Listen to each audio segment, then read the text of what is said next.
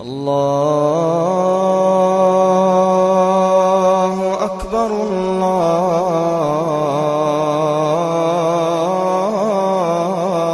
الله أكبر. Uno de los versos que los cristianos utilizan como caballito de batalla para decir, mire, la Trinidad o la divinidad de Jesús está en la Biblia, clara, es Juan 1.1. Juan 1.1 es el verso que muchos cristianos utilizan para decir que Jesús es Dios. Evidentemente, Juan 1.1 se lee en español, ¿de acuerdo? Y entonces al leerlo en español, estamos claros que el verso dice que el verbo es Dios. ¿Lo tenés ahí? Leámoslo, pastor. En el principio era el verbo, y el verbo era con Dios, y el verbo era Dios. En el principio, el verbo era con Dios, o otras versiones de la Biblia dicen, el verbo estaba con Dios, y el verbo era Dios. ¿De acuerdo? Entonces, el verbo es Dios. ¿Y quién es el verbo? El verbo es Jesús. Y como el verbo es Jesús, el verbo es Dios. Este verso es el verso más utilizado en la cristiandad para decir que Jesús es Dios. Ahora, la primera cosa que tenemos que entender es de dónde viene todo esto, de dónde viene esta posición de Juan, del Evangelio de Juan, porque no es algo que nace con Juan. La palabra utilizada en el versículo original, o sea, cuando uno va al Juan original o al manuscrito que tenemos de Juan, que está en griego, dice logos.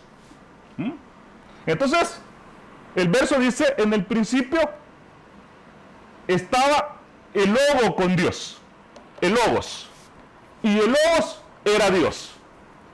Por cierto, en la Biblia Reina Valera está en mayúscula, Dios, vea, en los dos casos. Dios en mayúscula para entender que el verbo era el Dios creador. Entonces, ¿de dónde viene esta palabra verbo? En español, viene de logos en griego. Logos en griego, ¿qué significa? O sea, logos en griego en realidad significa verbo, ¿o qué es lo que significa logos? La primera cuestión es que Juan, como un conocedor del judaísmo, porque acuérdense que los primeros cristianos estaban cercanos al judaísmo y seguían de alguna manera los libros judíos. Todavía los evangelios no estaban en un canon. Habían varios evangelios, pero no estaban en un libro donde dijeran están en la Biblia. No existía la Biblia como la conocemos hoy, sino que solamente existía la Biblia hebrea. O sea, en ese tiempo solo existía el Antiguo Testamento. Y habían varios libros de varios escritores que andaban circulando. Se calcula que andaban alrededor de 83, 85 evangelios, que es lo que tenemos noticias. Y cada escritor había escrito de fuentes que ellos tenían, más los que ellos creían, más lo que creían sus comunidades. Y así construyeron su teología. Ahora, todos los evangelios fueron escritos en un ambiente griego. Entonces, las cosas que creían los griegos, o las que pensaban los griegos, más o menos se mezclaron con las cosas que estaban en la Biblia antigua. Ahora, ¿de dónde viene esta palabra logos? Porque hay que entender, Jesús no hablaba griego, entonces no utilizaba esta palabra logos. Y segundo, en 1.1 de Juan, o en el capítulo 1 de Juan, no está hablando Jesús. O sea, estas palabras no las está diciendo Jesús, sino que las está contando el escritor de los evangelios, y de hecho se conoce el capítulo 1 como un prólogo de Juan, donde Juan viene y está hablando de logos. Él, su opinión es esta, pero en realidad, ¿qué quiso decir? Este logos, para entender qué es el logos, tendríamos que irnos, y voy a hacerlo de manera superficial, a la filosofía griega. La filosofía griega es la que utilizaba este concepto de logos antes del cristianismo. Antes del cristianismo, Heraclio, que era un filósofo griego, empezó a utilizar la palabra logos. Y no era para una connotación religiosa, sino que él decía que las cosas tenían una razón sabia de ser. Y que esta razón sabia de ser, o esta razón o sabiduría en las cosas, era el logos.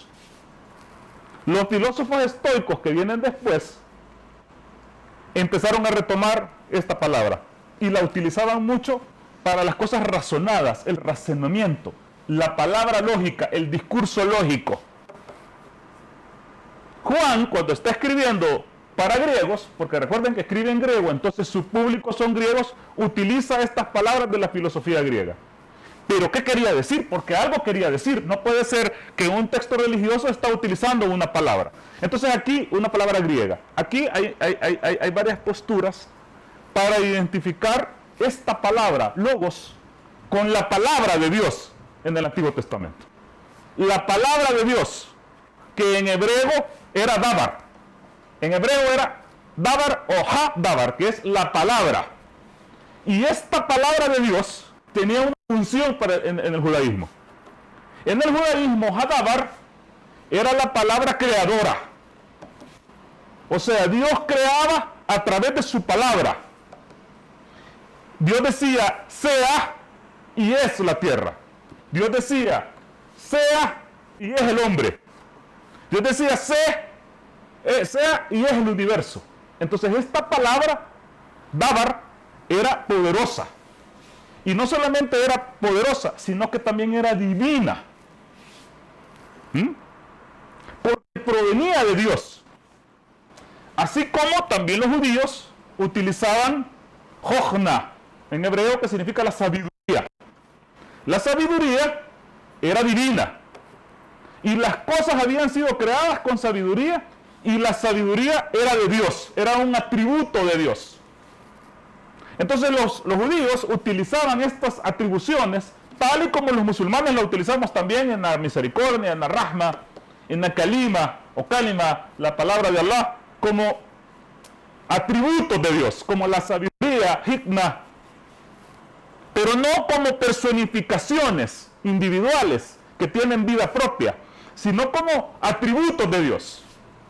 Entonces nosotros vamos al Antiguo Testamento para tratar de identificar de dónde le salió a Juan eso de logos. Encontramos que en los Salmos hay algunos versículos, por ejemplo Salmos capítulo 33, versículo 6, que dice, por la palabra de Dios, fíjense, por la palabra de Dios fueron hechos los cielos.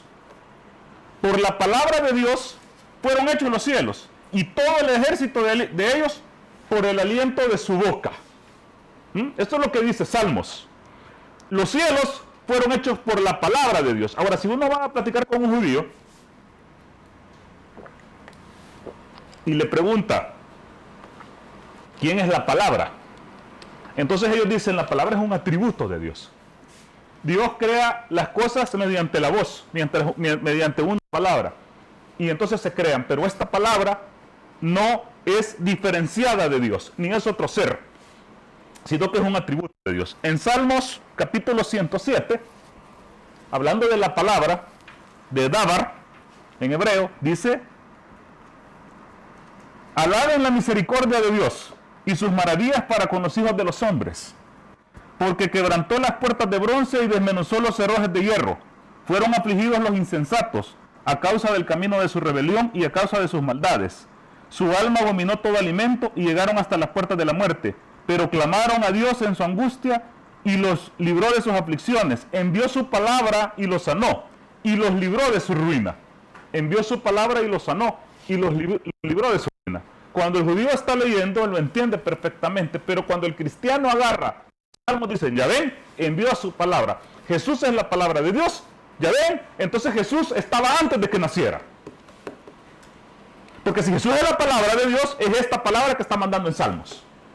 El capítulo 119 de Salmos, versículo 89 dice, para siempre, oh Jehová, oh Yahvé, permanece tu palabra en los cielos.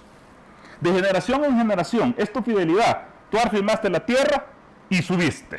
Salmo 147 dice, Él da en tu territorio paz. Versículo 14. Te hará saciar con lo mejor del trigo. Él envía su palabra a la tierra. Velozmente corre su palabra. Da la nieve como lana y la derrama la escarcha como ceniza. Echa su hielo como pedazos ante su frío. ¿Quién resistirá? Enviará su palabra y los derretirá. Soplará su viento y fluirán las aguas. Ha manifestado su palabra a Jacob, sus estatutos y sus juicios a Israel. No ha hecho así como ninguna otra de las naciones, y en cuanto a su juicio, no lo conocieron. Ok. La palabra de Dios para el judaísmo, o Hadabar, o dabar en hebreo, era una función de poder de Dios, que tenía que ver con la creación. Pero había otra función, además del poder de Dios de la creación, y era la revelación. La Torá, para el judaísmo, es la palabra de Dios, hecha libro, o la palabra de Dios, hecha leyes, o la palabra. Hasta este momento los judíos no tenían ni la menor idea de la interpretación cristiana, donde esta palabra era como un ente individual, un ente, una personificación individual con poder individual, que además era Dios. Ahora, el Corán nos cuenta algo en la Sura 4, de la Sura de las Mujeres, aleya 171 o versículo 171, cuando habla de Jesús. Fíjense que el Corán dice: oh gente del libro, hablando de los cristianos, Ahl al-Kitab, que es una forma de llamarle a los cristianos, gente del libro, gente de la Biblia, no se extralimiten en las creencias de su religión. No digan acerca de Dios sino la verdad, porque el Mesías, Jesús hijo de María, es solamente un mensajero de Dios, y su palabra que depositó en María un espíritu creado por él. Entonces, Alá está diciendo a los cristianos: no se extralimiten en su religión, porque Jesús solamente es un mensajero de Dios. Pero dice, es su palabra. Su palabra. Kalima min Allah. Es su palabra que él depositó, el espíritu creado por él, en la Virgen María. O sea que Jesús, podríamos decir que es la palabra encarnada de Dios. ¿Correcto? Jesús es la palabra encarnada de Dios. El Corán lo está diciendo claramente. Entonces, la perspectiva cristiana de que Jesús es la palabra de Dios y la perspectiva islámica de que Jesús es la palabra de Dios encarnada, estamos bien. Correcto. La palabra de Dios se hizo carne en el vientre de María. Estamos claros en eso. Ahora, el Corán dice al respecto, en el capítulo 3 o en la Sura 3, versículo 52, dice: Jesús es ante Dios. Fíjense bien, Jesús es ante Dios igual que Adán, a quien Dios creó de polvo. Dios le dice a Adán: sea, y fue. El versículo dice, 52, luego dijo: sé, y fue. Ok, Adán también es la palabra encarnada de Dios. O sea, también Adán, cuando Dios le dice sea a Adán, Adán es. Entonces Adán es la palabra encarnada de Dios. Cuando Dios dice a través de su espíritu sea en el vientre de María, Jesús es la palabra encarnada de Dios. El universo es la palabra hecha universo de Dios. Cuando Alá dice sea en las aguas, sea en los cielos, sea en los animales, la palabra de Dios, sea, kun, fayakun, sea, se hace creado, se hace factible, se hace visible. No solamente Jesús. ¿Cuál es el problema de la concepción cristiana actual? Porque eso es una concepción cristiana actual. Que parece que la palabra de Dios baja, se hace un ser individual y ya no hay más palabras. La palabra está caminando sobre la tierra. O sea, Dios en ese momento se queda mudo. Porque la palabra de Él se vuelve un ser humano en la tierra. Y la segunda cosa es que si nosotros discutimos, por ejemplo, miren, ¿y la palabra de Dios es divina o no es divina? Claro que es divina. Porque la palabra es un atributo de Dios. Igual que decir la sabiduría de Alá es divina o no es divina. Por supuesto, la sabiduría de Alá es divina. La misericordia de Alá es divina. Por supuesto, la misericordia de Alá es divina. Porque es de Dios. Porque es un atributo de Él. Pero no es una personificación individual como cree el cristianismo. Ahora, yéndonos exactamente a Juan 1.1, que dice lo que decíamos. En el principio, la traducción dice el verbo, porque del logos al latín se tradujo como verbum, y de ahí se tradujo como verbo al español. Entonces dice: en el principio, el verbo estaba con Dios, y el verbo era Dios. Eso es lo que dice Juan 1.1. Ahora, Vamos a ver qué es lo que dice Juan en griego. ¿Por qué es importante esto? Porque las dos veces que se utiliza Dios en Juan 1.1, y lo voy a decir con todo respeto, el desgraciado del traductor lo pone con letras mayúsculas, cuando el griego no tiene mayúsculas ni minúsculas, el griego antiguo. Entonces, ¿cómo sabe cuándo pone las letras mayúsculas y cuándo pone las letras minúsculas? Entonces, ¿qué dice en griego? Juan 1.1. Dice, en arché ejologos. En arché o arjé enjologos. En el principio era el logos. Y dice, caijologos en pros tonteón. Caijologos en pros tonteón. Y el verbo, logos, estaba con Dios. Tonteón. Ton, que es el artículo, y teón, que es Dios. O sea, en el principio estaba el verbo con el Dios, porque lleva un artículo. Tonteón.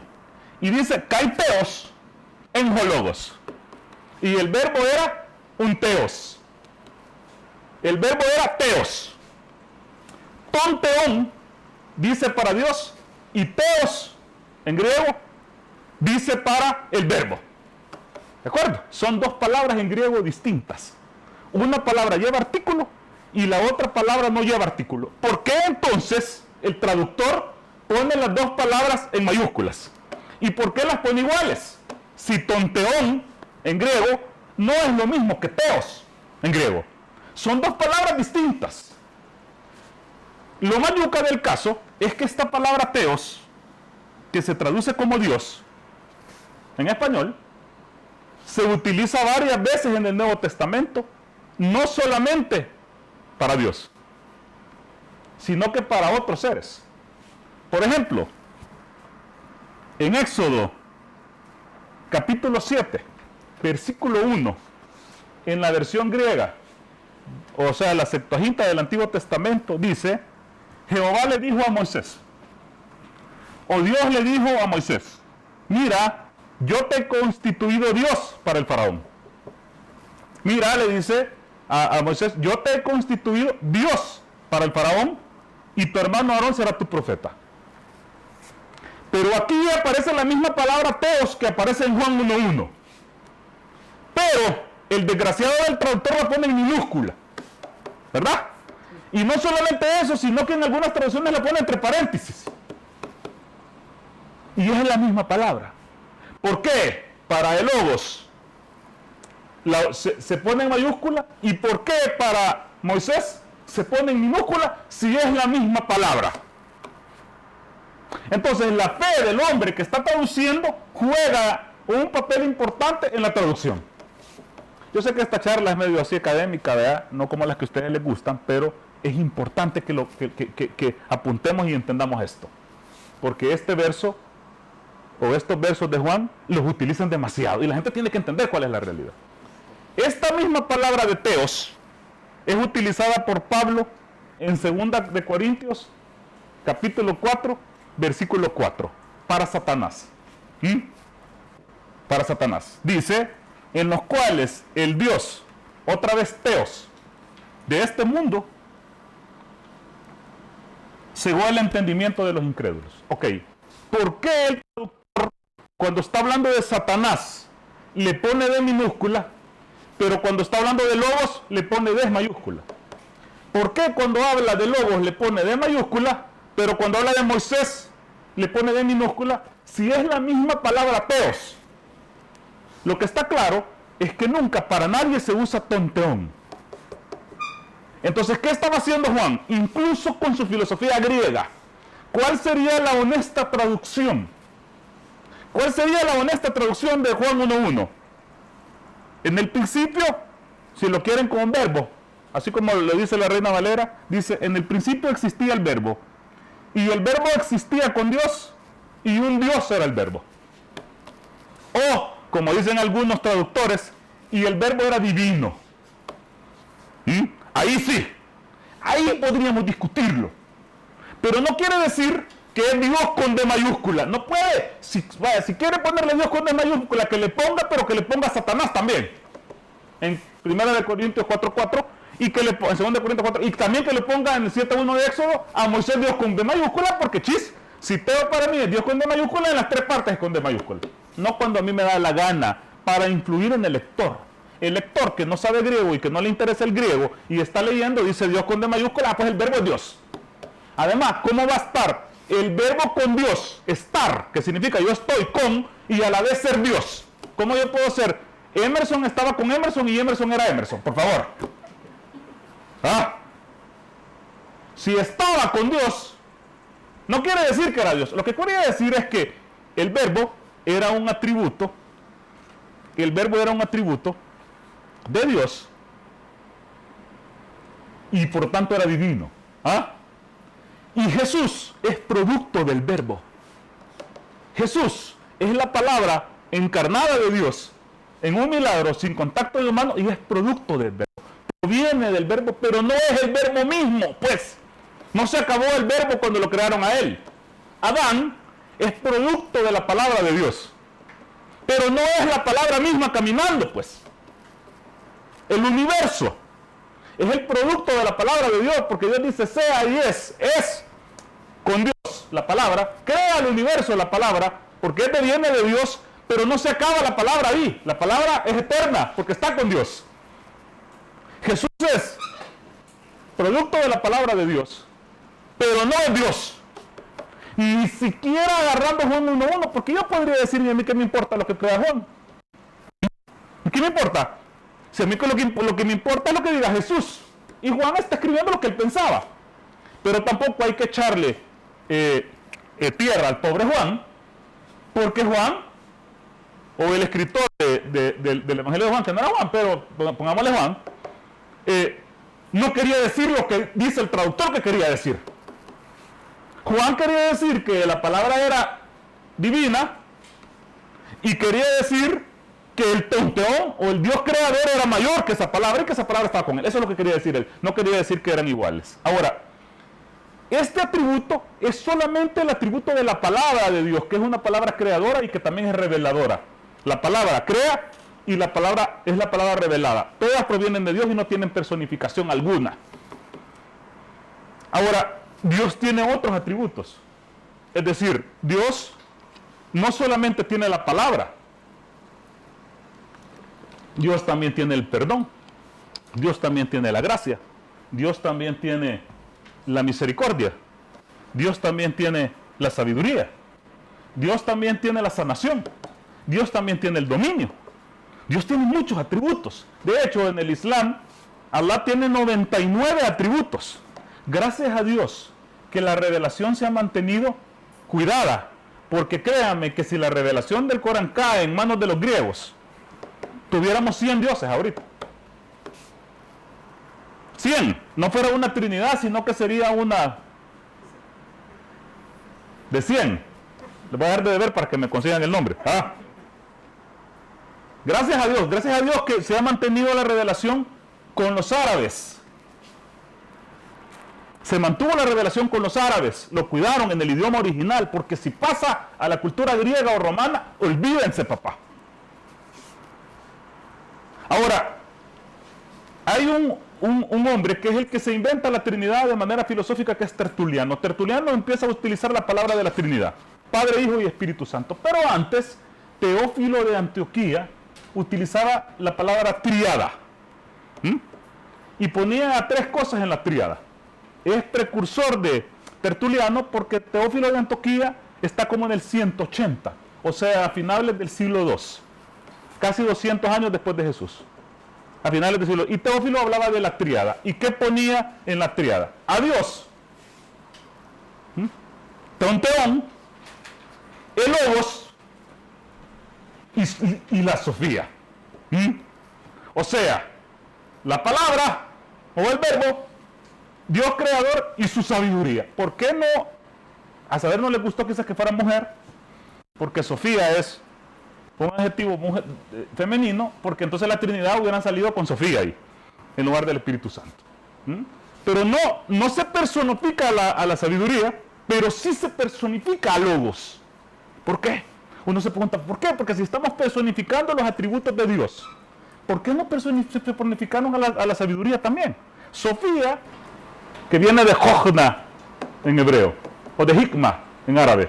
Y entonces si viene, ¿por qué no lo personificaron? No, no les gustaba a Sofía. Ahora, alguien puede decir, pues sí, pero es que en la Biblia aparece Juan 1.1, donde aparece el Logos que se encarnó, entonces por eso tenemos nosotros de donde agarrar material bíblico para personificar a Logos. O sea, para hacer que el Logos sea personificado, pero para la sabiduría no hay un versículo que lo podamos utilizar para personificar. Yo les digo, claro que sí. Y uno más hermoso todavía. O sea, nosotros si pensamos así con esa mentalidad griega y romana, tenemos otros versículos para poder personificar a la sabiduría, que es mujer. Y tuviéramos una diosa en la Trinidad. Una diosa. Lo podemos encontrar, por ejemplo, en Proverbios, capítulo 8, versículo 22. Fíjense que aquí está hablando de la sabiduría, o Jochna en hebreo. ¿Y qué es lo que dice? Pónganle coco, porque si nosotros le ponemos la misma forma de exégesis o de interpretación de Juan 1.1, entonces aquí tenemos otra diosa. Otra que acompaña a la divinidad. ¿Qué dice? Dice, Jehová me poseía en el principio.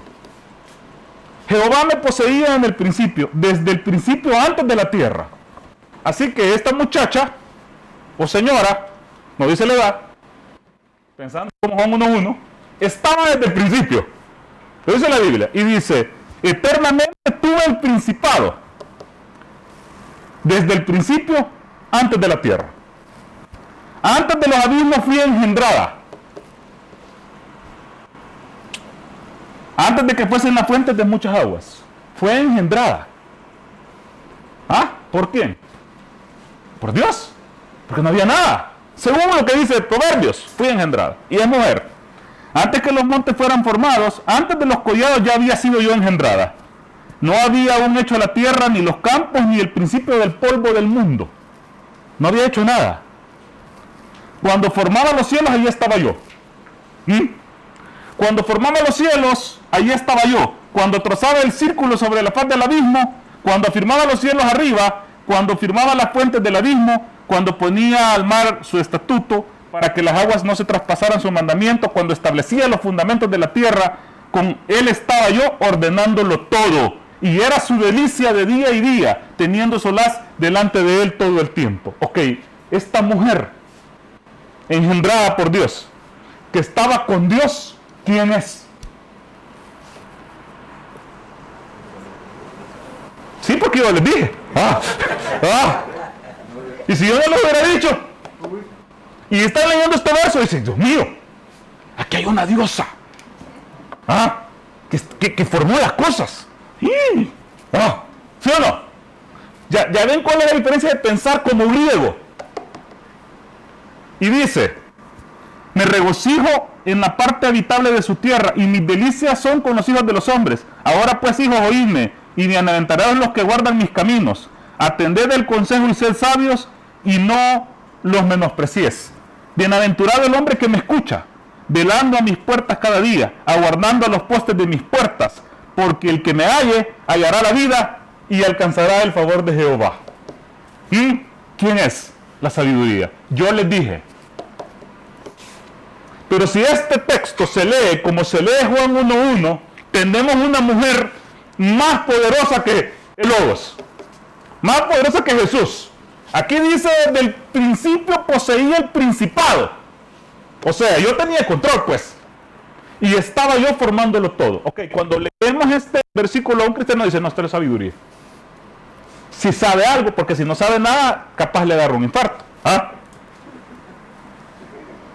Pero si sabe algo, decir, no, esta es la sabiduría, es que ahí está hablando poéticamente y no lo agarre literal. Y Juan 1.1, no, ahí sí es literal. ¿Por qué? Porque tienen ganas. Entonces, mi tesis personal es que Juan estaba hablando de la sabiduría. Y había agarrado a 8.22 de Proverbios para formar su evangelio. Pero con el tiempo, los romanos, que eran todos lo hacían Dios, miren, ustedes, en los Hechos de los Apóstoles, aparece que Pablo iba con Bernabé, caminando. Y cuando hicieron ahí un par de naciones, ya los estaban adorando. Se supone que matan 100 toros. Y a Pablo decían que era Hefesto y a Bernabé que era Júpiter. Ahí digo yo que Pablo era chiquitín y patojo porque Hefesto de los dioses era el más feo.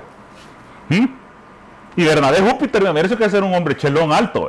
Pero lo que quiero decir yo es que a todo lo que veían raro lo hacían Dios. Y en este ambiente pagano de que divinizaban a todo, empieza a formarse el cristianismo. Y estos escritores estaban en Grecia o en el Mediterráneo Oriental o en Alejandría, que eran dominados por los griegos, donde la filosofía griega estaba bien metida. De hecho, Filón de Alejandría, que era un judío, empieza a tratar de agarrar el judaísmo y helenizarlo, tratar de hacerlo comprensible para los griegos, y ahí cometían errores porque ellos eran paganos. Entonces venían y empezaban a divinizarlo. Si uno agarra el texto de Juan 1.1 como agarramos lo que acabamos de leer, entonces estamos fritos. Pero hay un juego aquí. Lo primero es el traductor.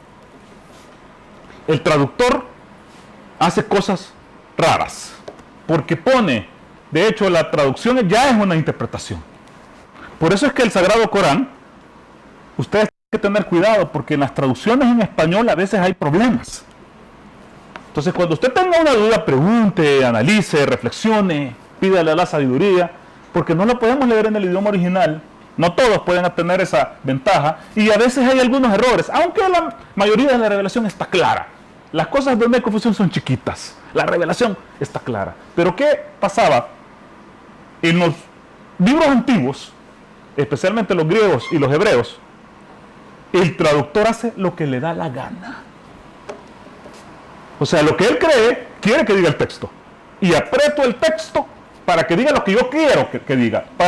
Y si no dice lo que digo, lo cambio, chis. Por eso es que muchos manuscritos están cambiados. Pero en el caso de Juan 1.1, el problema está en las mayúsculas. Y en utilizar la misma palabra y en ignorar el artículo. Si el verso tuviera el artículo, tuviera uno en mayúscula y uno en minúscula, entonces la gente entendiera otra cosa.